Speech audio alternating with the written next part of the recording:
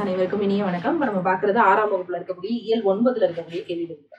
So முதல் கேள்வி, சான்றோர் எதனை சிறந்த பண்புன்னு சொல்றாங்க அப்படின்னு சொன்னா இரக்கத்தை தான் என்ன சொல்றாங்கன்னா சிறந்த பண்பு அப்படின்னு சொல்றாங்க. அடுத்து, உலக உயிர்கள் எல்லாம் துன்பமின்றி இன்புற்று வாழ வேண்டும் அப்படின்னு சொல்லி விரும்பியவர் யார் அப்படின்னா புத்தர். உயிர்கள் எல்லாம் ஆசிய ஜோதி அப்படின்றதுல வந்துட்டு கவிமணி தேசிய விநாயகம் ஒரு சில வார்த்தைகள் சொல்லியிருப்பாரு. அதுல புத்தர் அந்த பிம்பிசார் நடத்தக்கூடிய யாகத்துல போய் இந்த வார்த்தைகள்லாம் சொல்லுவார். உலக உயிர்கள் துன்பமின்றி இன்புற்று வாழ வேண்டும் சொன்னதுதான் புத்தர். அரச வாழ்வை துறந்து நள்ளிரவில் அரண்மனையை விட்டு வந்தவர் தான் யார் அப்படின்னா இந்த கௌதம புத்தர். ஆப்ஷன் சி, புத்தபிரான். புத்தர் எந்த மன்னனின் யாகசாலைக்கு போய் ஆடுகளை காப்பாற்றி உயிர்கொலையை தடுத்து நிறுத்தினார் அப்படின்னா அந்த காலத்துல விலங்குகளை பலியிடுறதுன்றது இருந்துச்சு. அப்ப பிம்பிசாரனுடைய அந்த அங்க யாகசாலைக்கு போய் தான் ஆடுகளை காப்பாத்தி உயிர்கொலை நீங்க செஞ்ச தவறுகளுக்கு ஆடுகளை பலி கொடுக்கறது நியாயமா அப்படின்னு கேட்பாரு. அக்காலத்தில் நாடெங்கும் நடைபெற்று வந்த உயிர்கொலையை தடுத்து நிறுத்தியவர் யார் அப்படின்னா புத்தர் பிரான். Option B. வாழும் உயிரை வாங்கிவிடில் இந்த மண்ணில் எவருக்கும் எளிதாகும் என்ற பாடல் இடம்பெற்றக்கூடிய நூல் எது அப்படின்னா ஆசிய ஜோதி. இதை எழுதியவர் யார் அப்படின்னா கவிமணி தேசிய விநாயகம். அடுத்ததா, பொருந்தாத ஒன்றினை தேர்ந்தெடு அப்படின்னு கொடுத்துருக்காங்க. பூதளம் அப்படின்னா பூமி, முற்றும்னா முழுவதும், கும்பினா வயிறு, பார்னா உலகம், அஞ்சினர் அப்படின்னா பயந்தனர்ன்றாங்க. இங்க பரந்த உலகம்னு கொடுத்துருக்காங்க. அப்ப 5 மட்டும்தான் பொருந்தாது. Option D. அடுத்து, வாழ்கின்ற உயிர்களை அழிப்பது இந்த உலகத்தில் எல்லோருக்கும் டேஷ். உயிரை வாங்குறது அப்படின்றது எல்லாருக்கும் ரொம்ப ஈஸி, எளிது.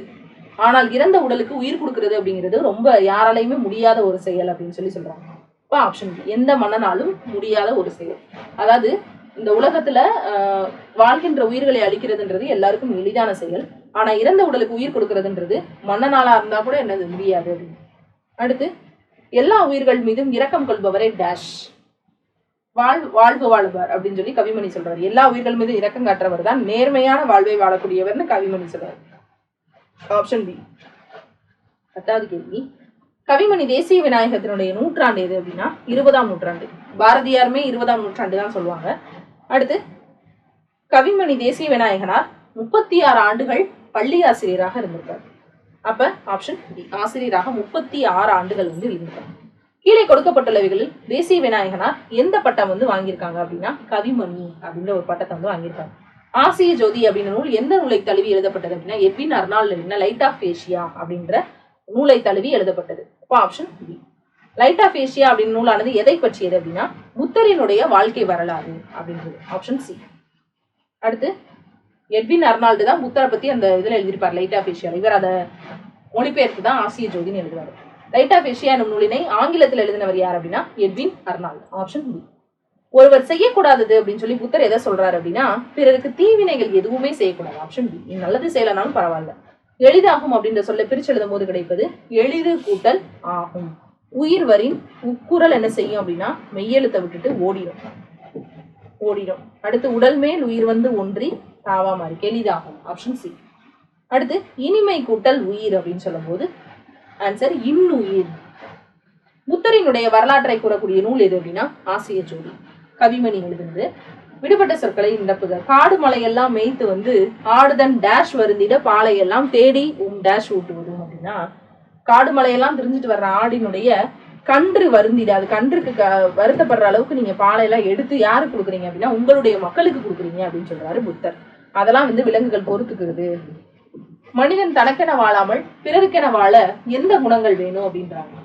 அருள், பொறுமை, பரிவு, நன்றி உணர்வு, இன்சொல் பேசுதல், அன்பு, எல்லாமே வேணும்னு சொல்றாங்க.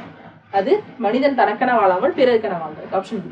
மனித நேயத்துடன் வாழ்பவர்களால் தான் இந்த உலகமானது இயங்கிக் கொண்டிருக்கிறது. Option C. தமக்கென முயலான ஒன்றால் பிறர்க்கென முயலுனர் உண்மையானே என்ற பாடல் வரிகள் இடம்பெற்றக்கூடிய நூல் எது அப்படின்னு கேட்கிறாங்க. புறநானூறு. தமக்கென முயலான ஒன்றால், தனக்கென வாழாம பிறருக்கென முயல்றவங்க தான் உண்மையான வாழ்க்கை வாழ்றாங்க. வாடிய பெயரை கண்ட போதெல்லாம் வாடினேன்றது வள்ளலாரினுடைய. Option B. வள்ளலார் எவ்வூரில் சத்திய தர்மசாலை அமைத்து எல்லாருக்கும் உணவு பிடிச்சாரு அப்படின்னா வடலூர்ல தான் இந்த இதை கொடுத்துருப்பாங்க. அன்னை தெரசா எந்த நோயின் தாக்கத்தினை எதிர்த்து தம் வாழ்நாள் முழுவதும் தொண்டு செஞ்சாங்க அப்படின்னா தொழுநோயினுடைய தாக்கத்தை எதிர்த்து தம் வாழ்நாள் முழுவதும் தொண்டு செஞ்சாங்க. Option B. வாழ்க்கை என்பது நீ சாகும் வரை கிடையாது, மற்றவர்கள் மனதில் நீ வாழும் வரை அப்படின்னு சொன்னவர் அன்னை தெரசா. அன்னை தெரசாவுக்கு டேஷுக்கான அமைதிக்கான நோபல் பரிசு. இதுக்கப்புறமா தான் கைலாச சத்தியார்த்தி அமைதிக்கான நோபல் பரிசு வாங்குவார்.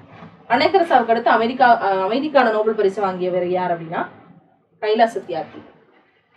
கைலாசத்தியார்த்தியால் தொடங்கப்பட்ட இயக்கத்தினுடைய பெயர் என்ன அப்படின்னா குழந்தைகளை பாதுகாப்போம். Option B. குழந்தை தொழிலாளர்கள் நிறைய பேர் வந்து அதுல இருந்து மீட்டிருப்பாரு. குழந்தைகளை டேஷ் மாற்றுவது மனிதத்தன்மைக்கு எதிரான குற்றம் அப்படின்னு சொன்னாரு. அதாவது தொழிலாளர்களாக மாற்றுவது. எல்லா உயிர்களிடத்தும் அன்பு செய்தல் டேஷ் மனித நேயம். Option C. தம் பொருளை கவர்ந்தவரிடமும் டேஷ் காட்டியவர் வள்ளலார். அந்த கடுக்கனை கலட்டிட்டு போயிருவாங்கல்ல, அப்ப அவங்கள்ட்டையும் அன்பு காட்டினவர் தான் யார் அப்படின்னா வள்ளலார். Option D. வள்ளலார் யார் அப்படின்னா பசிப்பினி போக்கியவர். அன்னை தெரசா நோயாளிகளிடம் அன்பு காட்டியவர். கைலாசத்தியார்த்தி குழந்தைகளின் உரிமைக்கு பாடுபட்டவர். 2, 1, 3. Option B. அடுத்து முடிவில் ஒரு தொடக்கம் எனும் கதையானது எதை பற்றி சொல்லுது அப்படின்னு சொல்றாங்க. அதாவது உடல் உறுப்பு தானம். ஹிதேந்திரன் அப்படின்ற ஒருத்தவருடைய அந்த இதயத்தை வந்து ஒரு சிறுமிக்கு வைக்கிறத பத்தி சொல்லுது. முடிவிலே ஒரு தொடக்கம். மனிதநேயத்தின் மகத்தான சாதனையாக கருதுவது எது அப்படின்னா உடல் உறுப்பு தானம். உடல் இருக்கக்கூடிய எல்லா உறுப்புகளையும் தானம் பண்றது. அதான் வந்து மனிதநேயத்தின் மகத்தான சாதனை. மனிதநேயத்தின் மகத்தான சாதனையாக கருதப்படும் உடல் உறுப்பு தானத்தை செய்த தம்பதியினுடைய பெயர் என்ன அப்படின்னா அசோகன் புஷ்பாஞ்சலி. அவங்களோட பையன் தான் அந்த ஹிதேந்திரன். முடிவில் ஒரு தொடக்கம் என்ற கதையில் யாருக்கு இதயம் தேவைப்படுது அப்படின்னா ஒரு சிறுமிக்கு தேவைப்படுது. Option C. முடிவில் ஒரு தொடக்கம் என்ற கதையில் யாருடைய இதயம் சிறுமிக்கு பொருத்தப்பட்டிருக்கு அப்படின்னா அந்த இளைஞனான ஹிதேந்திரனினுடைய இதயம் பொருத்தப்பட்ட இதயத்தை வழங்கி இளைஞனுடைய பேர் என்ன அப்படின்னா ஹிதேந்திரன். பிறக்கும் போதே அவங்க அம்மா அப்பாவினுடைய இதயத்தை கொள்ளையடிச்சதுனால அவர் பேர் ஹிதேந்திரன் அப்படின்னு சொல்லுவாங்க. Option B. முடிவில் ஒரு தொடக்கம் என்ற கதையில் பாதிக்கப்பட்ட சிறுமி எந்த ஊரை சேர்ந்தவங்க அப்படின்னு கேட்டிருக்காங்க. பெங்களூரை சேர்ந்த ஒரு சிறுமி. உலகத்தாரின் இதயங்களை கொள்ளை கொண்ட ஹிதேந்திரன் எந்த ஊரினை சேர்ந்தவர் அப்படின்னு கேட்கிறாங்க. திருக்கழுங்குன்றத்துல இருந்து பெங்களூருக்கு இதயம் கொடுத்துருக்காங்க. அணி அப்படின்றதனுடைய பொருள் என்ன அப்படின்னா அழகு. அணினா அழகு. கவிஞர்கள் கற்பனை திறத்தாலும் புலமையாலும் தாம் இயற்றக்கூடிய பாடல்களுக்கு அழகு சேர்க்கிறாங்க. இதை விளக்குறதா என்ன இலக்கணம் அப்படின்னா அணி இலக்கணம். Option C. அடுத்து கவிஞர்கள் தமது கருத்தை சுவையோடு சொல்வதற்கு உதவக்கூடியது என்னது அப்படின்னா அணி இருந்தாதான் உன்னை அழகுபடுத்த முடியும். அடுத்து மருந்தை தேனிலே கலந்து கொடுக்கறது மாதிரி கருத்துக்களை சுவைப்பட சொல்றதா என்னது அப்படின்னா அணி இலக்கணம். உதாரணமா வஞ்ச புகழ்ச்சி அணி. புகழ்றது போல பழிக்கிறதும் பழிக்கிறது போல புகழ்றதும் அப்படின்னு சொல்லுவாங்க. அடுத்து ஒரு பொருளினுடைய இயல்பை உள்ளபடியே சொல்றதுக்கு பேர் என்ன அணி அப்படின்னா இயல்பு நவிர்ச்சி அணி. உயர்வுபடுத்தி சொன்னாங்க அப்படின்னா அதுக்கு பேரு உயர்வு நவிர்ச்சி அணி. இந்த இயல்பு நவிர்ச்சி அணிக்கு இன்னொரு பேர் என்ன பேர் அப்படின்னா தன்மை நவிர்ச்சி அணி. தோட்டத்தில் மேய்ந்து வெள்ளை பசு அங்கே துள்ளி குதிக்குது கண்ணுக்குட்டி அப்படின்ற பாடலை எழுதியவர் யார் அப்படின்னா கவிமணி தேசிய விநாயகர். அடுத்து ஒரு பொருளினுடைய இயல்பை மிகைப்படுத்தி அழகுடன் கூறுவதற்கு பேர் என்னது அப்படின்னா உயர்வு நவிர்ச்சி அணி. இதோட 6ஆம் வகுப்புல இருக்கக்கூடிய எல்லா பருவங்களும் முடியுது. இந்த கேள்விகள் அப்படிங்கிறது குரூப் 2 தேர்வு தொடர்றதுக்குள்ள ரொம்ப முக்கியமானது. இதை நம்ம அடிக்கடி பிராக்டிஸ் பண்ணிக்கிட்டே இருக்கும்போது எந்த கேள்வியும் விடுபடாமல் பதிலளிக்க முடியும். நன்றி.